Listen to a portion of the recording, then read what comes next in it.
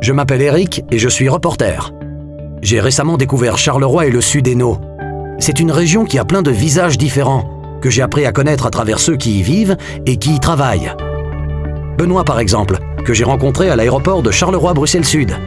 Il est l'un des 700 collaborateurs de ce superbe aéroport, devenu le 2e de Belgique. L'année dernière, plus de 4 millions de passagers sont passés par ces terminaux, connectés à plus de 60 destinations en Afrique et en Europe. Et en parlant de passagers, voici Aurore. Elle est chimiste au Biopark et doit justement se rendre en Irlande pour un congrès scientifique. Le Biopark, c'est un satellite de l'ULB. L'université bruxelloise a installé ce labo sur le site de l'aéropole, juste à côté de l'aéroport.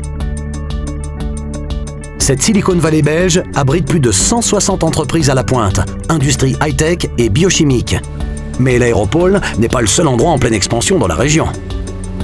Demandez plutôt à Ludo.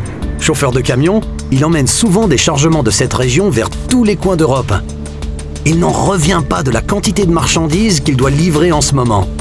C'est beau une région qui produit autant. Ah, là c'est Nathalie. Cette charmante fleuriste est une Carolo de cœur et d'âme.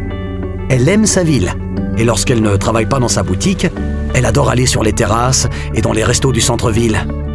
À moins qu'elle ne prenne des photos, son autre grande passion. Et c'est pas par hasard que son lieu favori est le musée de la photographie.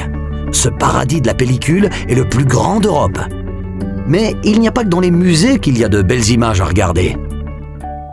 Prenez le domaine d'Hervé par exemple. Son exploitation agricole se trouve au cœur d'une terre magnifique. De là à la frontière française, de pittoresques villages se succèdent, avec leurs places, leurs ruelles, leurs rivières, leurs champs. Certains de ces villages ne sont qu'à 10 petites minutes de la ville. Raison pour laquelle on y rencontre souvent des citadins venus apprécier le bon air de la campagne. Et parmi ces citadins, Chloé, une jeune comptable qui vient souvent souffler au barrage de l'Odeur. Pendant les vacances, elle donne des leçons de voile aux touristes. Mais elle vient aussi s'y promener pour la journée, avec son compagnon et leur petit Antoine, qui peut rester là pendant des heures, à regarder tous ceux qui viennent profiter de la nature.